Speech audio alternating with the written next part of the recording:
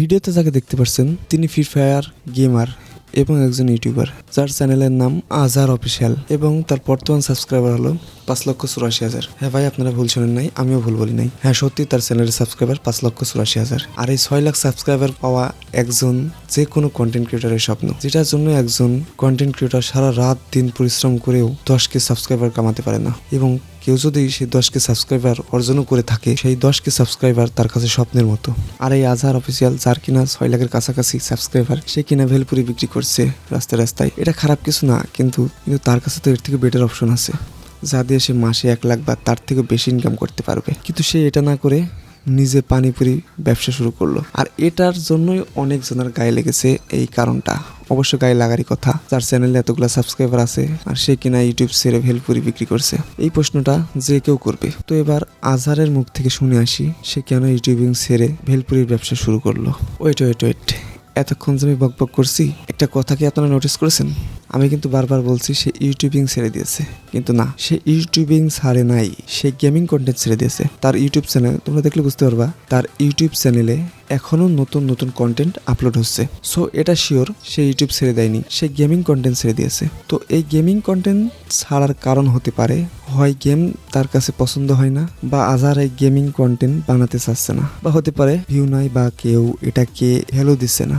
আজহার নিজে মুখে বলেছে, সেটা হচ্ছে মনে হয়েছে আমি অনেক বড় হয়ে গেছি, মানে আমি হয়তো বুড়া হয়ে গেছি, আমার অনেক বয়স হয়ে গেছে, এখন আর ফ্রি ফায়ার খেলা পুরো তো আমার পক্ষে সম্ভব না, মানে মানাচ্ছে না আমার সাথে, ফ্রি ফায়ারটা মানাচ্ছে না। ফায়ারের একটা গোল্ডেন ডে ছিল, বাট আমার মনে হয় না এখন আর আছে, মানে এত কিছু ছিল, ফায়ার আইটেম অনেক কিছু ব্যাগ দিয়ে। গ্রামের মানুষ এটাকে হাসির পাত্র হিসেবে দেখে যে এত বড় মানুষ গেমিং করে বা গেম খেলে।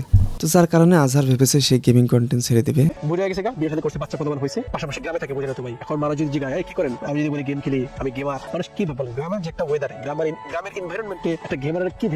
কিন্তু তিনি এখনো একজন কন্টেন্ট ক্রিয়েটর, হয়তো সে ভিডিও ক্যাটাগরি চেঞ্জ করেছে। সো কথা বলতে গেলে অনেক কথাই আসবে, তবে আজহার এই দিনের জন্য আমি মনে করি তিনি নিজেই দায়ী। আমার কাছে মনে হয় সে এর থেকেও বেটার কিছু করতে পারে এখন যেটা করছে, কারণ তার কাছে অনেক সাবস্ক্রাইবার আছে। সো আমার দেখা অনেক ইউটিউবার আছে টাকার উপরে ইনকাম করে থাকে শুধুমাত্র স্পন্সর দিয়ে। আজহারের মার্কেটিং সেন্সটা অনেকটা কম। এটা বলার একটা কারণ আছে, আজহারের মার্কেটিং সেন্স এই কথাটা কম বলার কারণ হচ্ছে, চলুন আপনাদের একটা ক্লিপ শেয়ার করি আপনাদের সাথে, যেটা অ্যাডভান্স গেমিংস ভাই একটা বক্তব্য রাখছিল তার ভিডিওতে, চলুন সেটা শুনে আসি। এবার বলি, ফ্রি ফায়ার ইউটিউবার হলে, ফ্রি ফায়ার গেমার হলে অনেক টাকা আয় করা সম্ভব, তবে অ্যামাউন্টটা ফিক্সড না, কোনো সময় ফিক্সড না। সে একটা ভিডিওতে বলছে সে নাকি এক মাসে হাইস্ট 36,000 টাকা পাইছে ইউটিউবিং করে। আমার মনে হয় সে প্রপার ইউটিলাইজ করে না, বা প্রপার ইউটিউব সম্বন্ধে তার জ্ঞানও নাই। একটা 6 লাখের চ্যানেলে কমপক্ষে এমন সময় স্পন্সর আসবে একটা ভিডিও 1 লাখ টাকা। যারা ইউটিউবিং করে তারা বুঝে কেন কিভাবে আসে।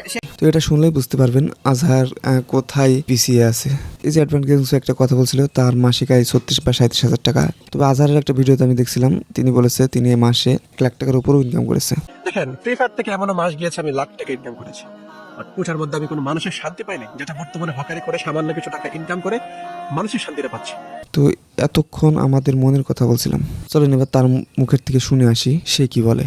কালকে দুপুরে আলু ভর্তা ডাল, রাত্রে আলু ভর্তা ডাল, সকালে আলু ভর্তা ডাল, আবার আজকে দুপুরে আলু ভর্তা ডাল। হতে পারে ভাই লাইফের ফার্স্ট 4 বেলা একসাথে আলু ভর্তা ডাল খাচ্ছি, বুঝছেন? এই হচ্ছে বাস্তবতা। সো আপনারা আজহারের মুখ থেকে শুনলেন কেন তিনি ইউটিউবিং ছেড়ে দিয়েছে। তো জাস্ট আমি কারো ভিডিও ভুল প্রমাণ করার জন্য বা নিজের কোনো বক্তব্য তুলে ধরার জন্য আসি নাই, আমি জাস্ট একটা বিষয় শেয়ার করলাম আপনাদের সামনে, যেটা আমার কাছে মনে হয়েছে। তো ভিডিওর ভিতরে যদি কোনো ভুল ভ্রান্তি হয়ে থাকে সবাই অবশ্যই আমাকে ক্ষমা করবেন। সবাই ভালো থাকবেন, সুস্থ থাকবেন। যদি চ্যানেলটিকে ভালো লেগে থাকে তাহলে অবশ্যই সাবস্ক্রাইব করবেন। খোদা হাফেজ।